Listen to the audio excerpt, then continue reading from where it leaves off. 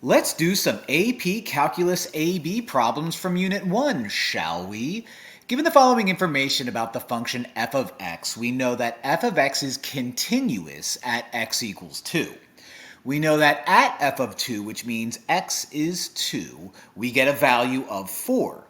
We know that the limit as x approaches 2 from the left, which means we're going towards 2, of f of x is the same as the limit as x approaches 2. You can barely see it, that's a plus sign, but that means from the right.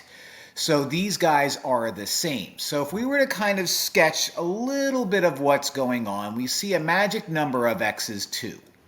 We know that at 2 we get the value of 4. We also know that it's continuous, which means whatever picture I have can't have any holes or any asymptotes, which means it's as if I have to draw a line that goes through this point without lifting up my pen like this. Now, I don't know exactly what it looks like, but that's just what I have.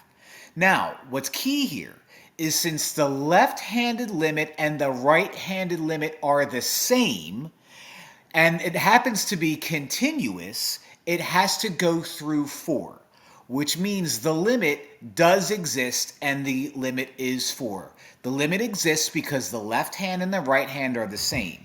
And the reason why it's 4 is because it's continuous, which means no holes, no asymptotes, nothing like that. It's got to go through 4, no other choice. That's how you do it. What is the average rate of change of the function f of x equals 2x to the third on the interval where x is in between 0 and 3? The average rate of change formula is f of b minus f of a over b minus a. And this is, of course, when you're talking about living on the interval a, b. You could also bracket these. Doesn't really matter. U would be my a. U would be my b. Now what I don't know is what f of a is and what f of b is. So f of b would mean f of 3. And since f of x is 2x cubed, f of 3 is going to be 2 times 3 cubed.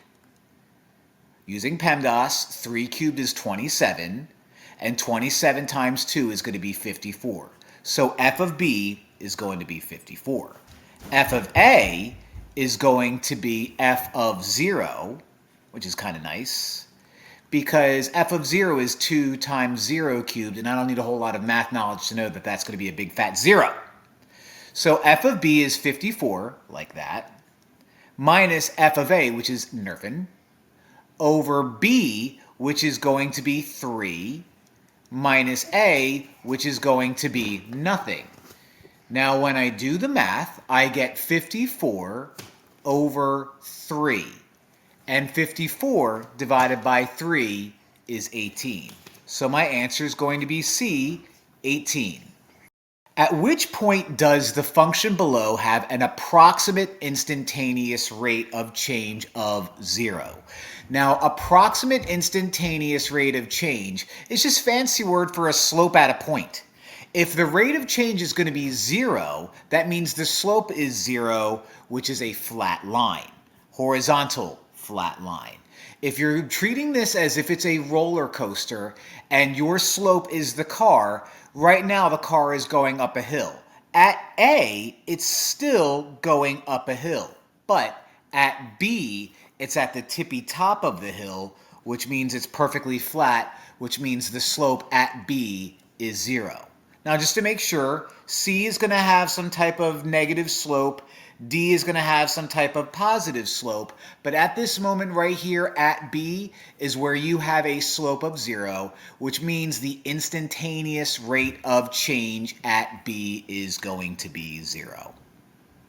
Where is the following function discontinuous? Now, discontinuous means if I were to trace, is there any point where I would have to lift up my pen because I have to make a hole, or maybe there's an asymptote, or maybe there's some type of break in the graph?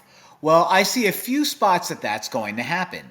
If I were to start from the very left, I'm going down this nice little hill, it's concave up, but at no point do I have a hole up until I hit value 2. Now at 2, I have no value. It's a hole. And in fact, there's no value that if I were to plug in for what looks like 3.5, I actually get something. So 2 is what's called a point of discontinuity because there's nothing there. If I keep going to 3, I have another break. Now you might be thinking, all right, at 3 here, if I were to plug in a value for 5, it looks like I get 1. Does that mean it's not a point of discontinuity? Does that mean it's continuous? No. Since this is a hole, it still is a break in my graph. Even though there's a value down there, there's still a break in my graph, which means at 3, it is also discontinuous. So there's two places where this graph is discontinuous, at 2 and at 3. 1 is fine. I don't care that this is weird concave up to concave up action.